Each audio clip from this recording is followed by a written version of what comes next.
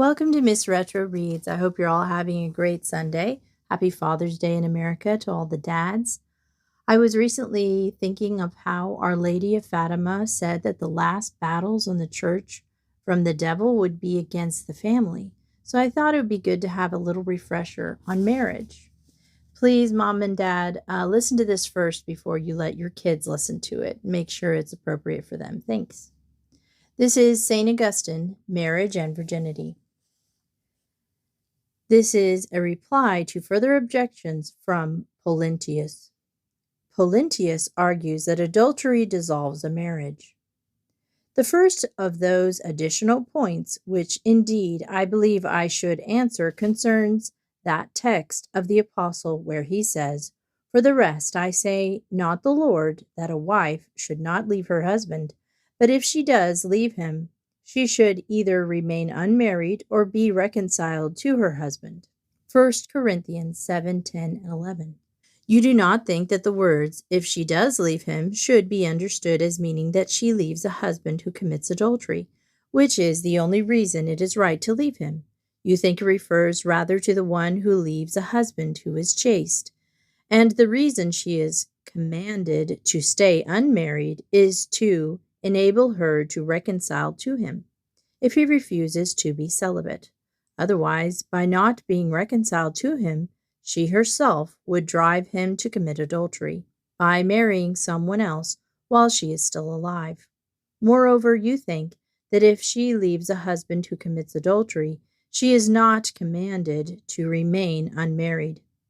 She will do so if she wishes to be celibate.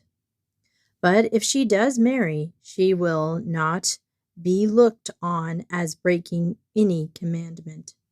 You see this as the rule to be followed by the husband as well. He may not divorce his wife unless it is for adultery, but if he does divorce a wife who is chaste, he must stay unmarried, so that he can be reunited with her if she happens not to prefer being celibate.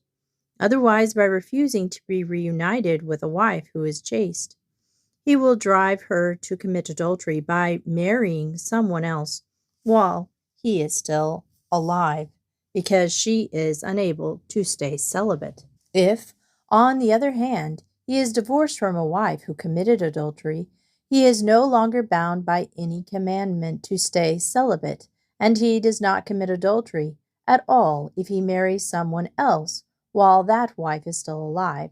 You say this because you think those words of the same apostle, "A woman is bound to her husband as long as he lives, but if her husband dies, she becomes free, and she may marry as she chooses."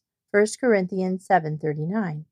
Should be taken to mean that a husband or a wife who has committed adultery should be regarded as having died, and therefore after adultery, the other partner, husband or wife, is allowed to marry again, in the same way as after the partner's death. The error of Polentius' interpretation.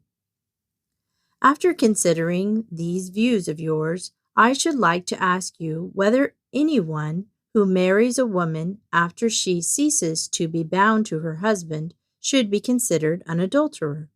I do not think this is how you see it. In fact, the reason why a woman will be called an adulteress if she is with another man while her husband is still living, Romans 7:3, is that a woman is bound to her husband as long as he lives, 1 Corinthians 7:39.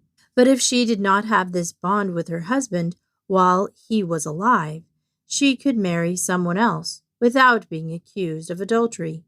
Hence, if she is bound as long as her husband is alive, she cannot be said to be freed from this bond in any way except by the death of her husband.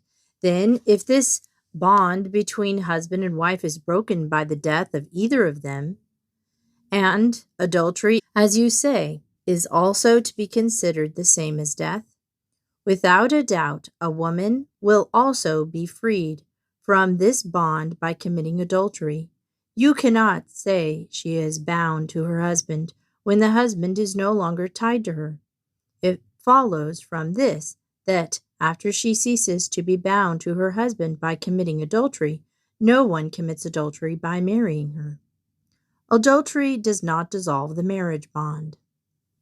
See how absurd this is to say that he avoids being an adulterer by marrying an adulteress. Moreover, even more outrageous, the woman herself is not an adulteress because, with the second husband, she is not someone else's wife, but his own. If the first marriage bond is broken by her adultery, she may marry anyone else who is not already married, and they will not be adulterer and adulteress, but husband and wife. How then can it be true that a woman is bound to her husband as long as he lives? 1 Corinthians 7:39. Note that her husband is still living because he has neither departed this life nor committed adultery, which you want to be counted as death. Yet the woman is no longer tied to him. Do you not notice how this contradicts what the apostle says? A woman is bound to her husband as long as he lives. Perhaps you will say, yes, he is alive, but he is no longer her husband, since he ceased to be that when she broke the marriage bond with her adultery. How then can it be that if she goes with another man while her husband is alive, she will be called an adulteress? Romans 7:3. If indeed the first man is no longer the woman's husband because the marriage bond has been broken by her adultery, if it is not her own husband, who is the husband still alive? How is she called an adulteress if she goes with someone else? If he has already ceased to be her husband, there is no way she can be called an adulteress for going with another man while she has a husband still living. But as she has no husband when she marries, she will be with her husband. Do you not perceive how anyone who sees it this way sees it differently from the apostle? This is not how you actually see it, of course, but it follows from the way you see it. If, therefore, you want to avoid the conclusion, change the premise. Do not say that this text, a husband who is dead or a wife who is dead, means also one who commits adultery. It follows that the rational doctrine is this: a woman is bound to her husband as long as he lives, 1 Corinthians 7:39. That is, as long as he has not departed from the body. A woman subject to a husband is bound by the law while he is alive, that is, while he is still in the body. If, however, he dies, that is, departs from the body, she is freed from the law of her husband. Therefore, if she goes with another man while her husband is alive, she will be called an adulteress. But if her husband dies, she becomes free from the law, and she is not an adulteress if she goes with another man. Romans 7:2-3. These words of the apostle, so often repeated, so often insisted on, are true. They are alive. They are sound. They are clear. A woman does not begin to be the wife of any second husband unless she has ceased to be the wife of the first. She ceases to be the wife of the first, however, if her husband dies, not if he commits adultery. It is not wrong, therefore, for a wife to be divorced for adultery, but her objection of chastity remains, and this makes anyone who marries a divorced woman guilty of adultery, even in this case of divorce because of adultery. The marriage bond lasts until death. When someone guilty of some crime is excommunicated, the sacrament of rebirth remains present in that person, and that person does not lose that sacrament, even if he or she is never reconciled with God. In the same way, when a wife is divorced for committing adultery, the bond of marriage union remains in her, and she does not lose that bond even if she is never reconciled with her husband. She will lose it, however, if her husband dies. The person who suffers the penalty of excommunication, on the other hand, will never lose the sacrament of rebirth, even if he or she is never reconciled, because God never dies.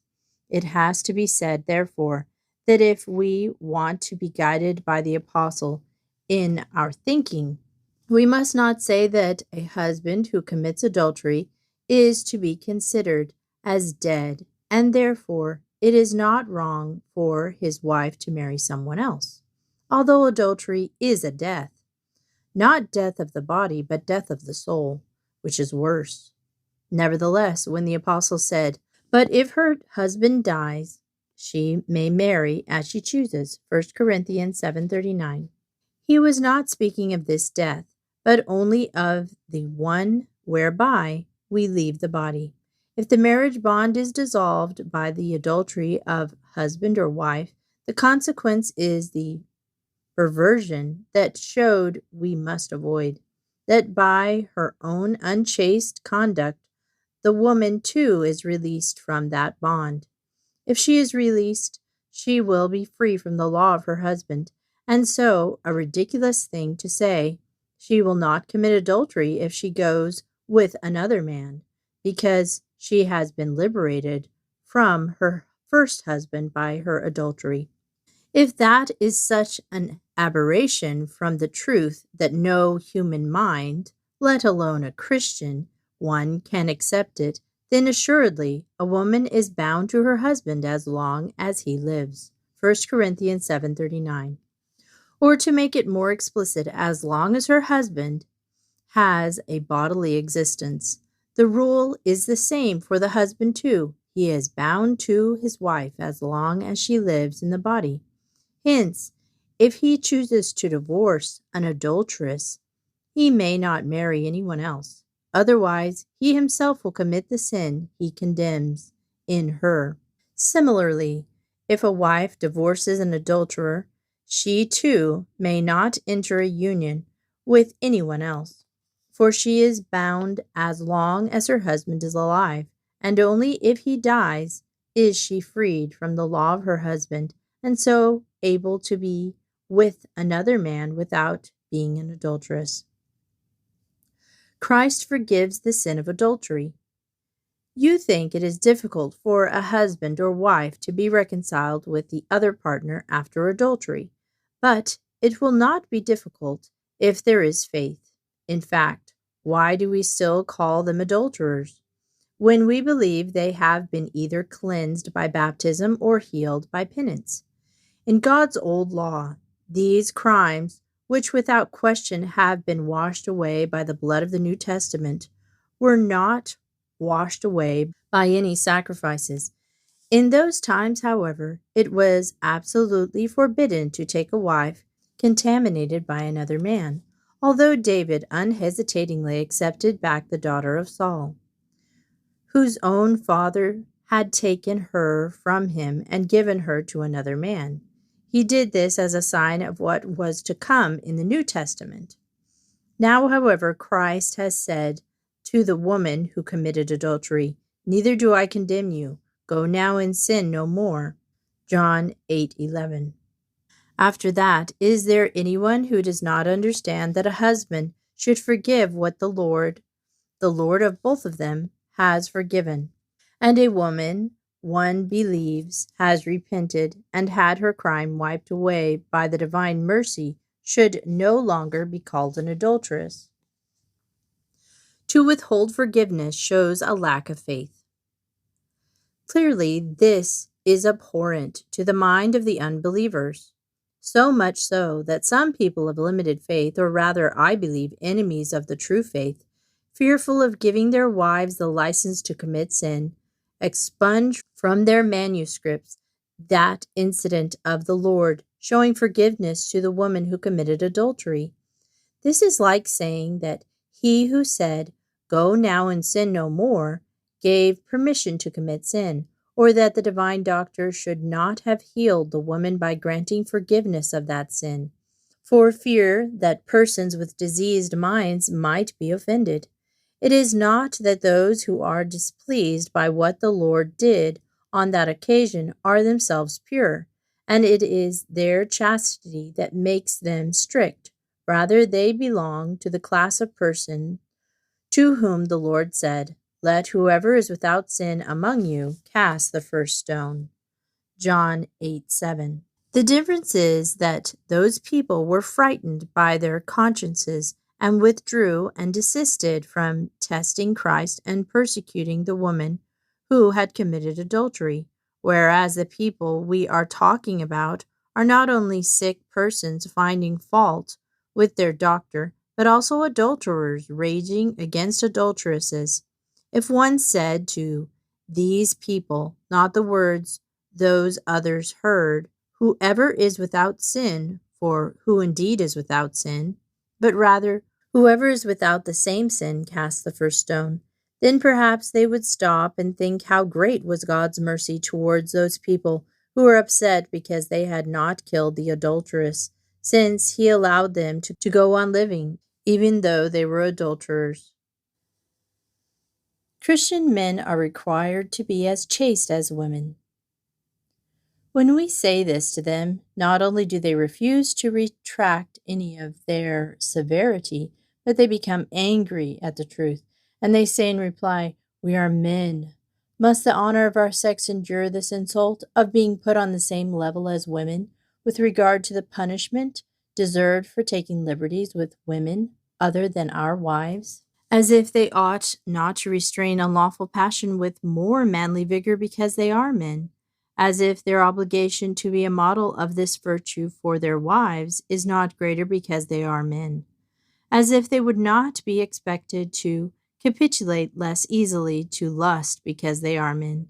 As if being a man does not require them to be less enslaved to the excesses of the flesh. Despite this, they become indignant if they hear of men who commit adultery receiving the same penalties as women who commit adultery.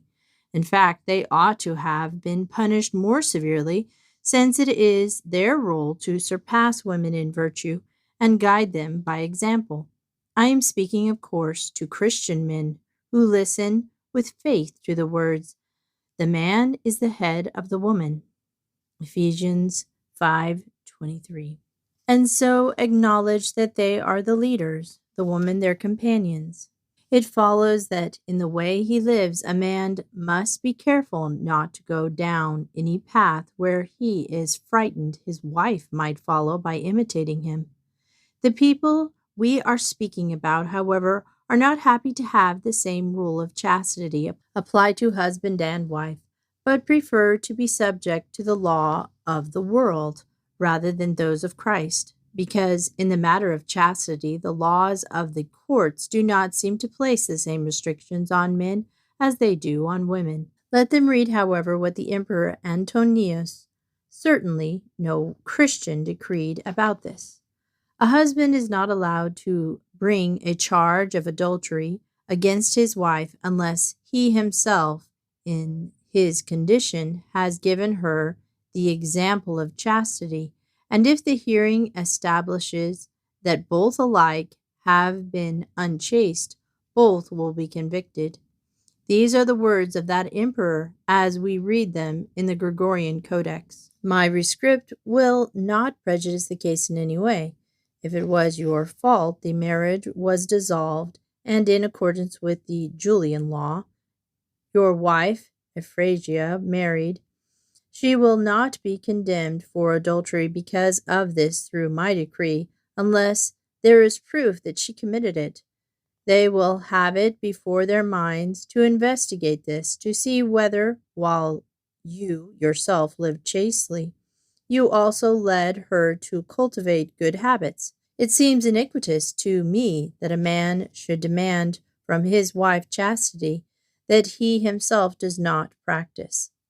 This can be a reason for condemning the man too, and not deciding the case between them, on the ground that the two offenses cancel each other, or extinguishing the grounds for the action. And then St. Augustine continues, if these are the rules that have to be observed for the honor of the earthly city, how much more must the heavenly nation and the community of angels require its citizens to be chaste? This being so, is the unchastity of men therefore less serious, rather than worse and more serious? in the light of the superior qualities that flaunt with such licentious arrogance? So let men not be horrified because Christ pardoned the woman who committed adultery.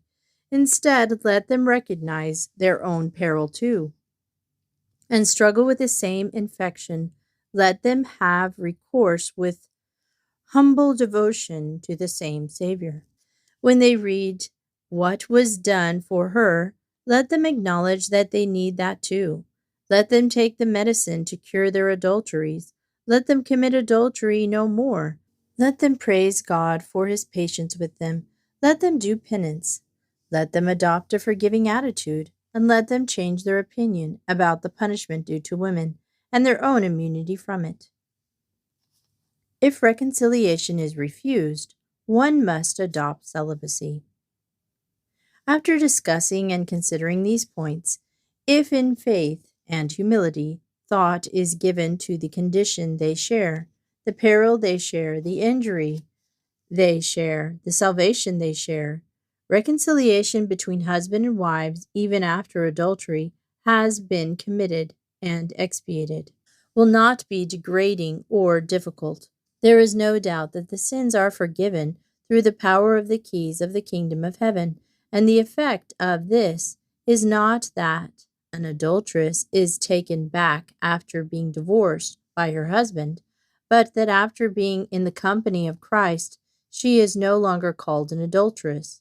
It is true, we see, that sometimes this cannot be done. No one forces anyone to do it. There may be some secular law that forbids it, as is the way in the earthly city, where there is no thought of crimes being washed away by the sacred blood. In this case, one must adopt a life of celibacy, which is not prohibited by any law, and not enter into another adultery. Why are we concerned if a woman who commits adultery is not reunited with her husband, even after she has been cleansed by the divine mercy? When at least adulteresses who are not reunited with their husbands do not have any other marital relationships, as we have demonstrated, those relationships constitute adultery. A woman is bound to her husband as long as he lives, 1 Corinthians 7:39. It follows from this that a man too is bound to his wife as long as she lives. The effect of this bond is that there can be no union with anyone else other than an adulterous relationship. If both the wife marries another man and the husband marries another woman, the unavoidable consequence is that from two married persons there results four adulterers. Although the adultery committed by the man who marries someone else after divorcing his wife for some reason other than her adultery is worse, and this is the kind of adultery Matthew referred to, nevertheless he is not the only one who commits adultery, as we find in Mark. Anyone who divorces his wife and marries someone else commits adultery in relation to her. And if a wife divorces her husband and marries someone else, she commits adultery. Mark 10:11 and 12. And in Luke, everyone who divorces his wife and marries someone else commits adultery. And everyone who marries a woman divorced by her husband commits adultery. Luke 16:18. I have already discussed the testimony of these witnesses sufficiently in the previous book. And I think that's all I can read today because I'm running out of time. But if you're interested, there's more that he speaks on. And this book is called Marriage and Virginity, St. Augustine. Thanks for listening. Hope it helped you out there. Somebody who's thinking about marriage or somebody who's been married a long time, just a refresher. And enjoy your Father's Day. And thanks for listening to Miss Retro Reads.